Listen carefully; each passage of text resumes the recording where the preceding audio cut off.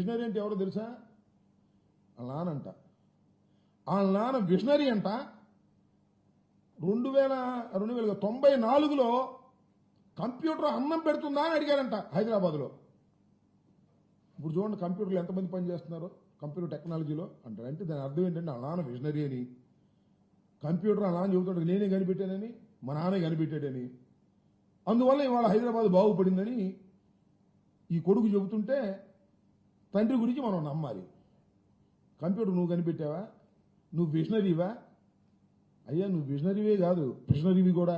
53 రోజులు రాజమండ్రి జైల్లో ఉన్నావు, అది మర్చిపోమాక.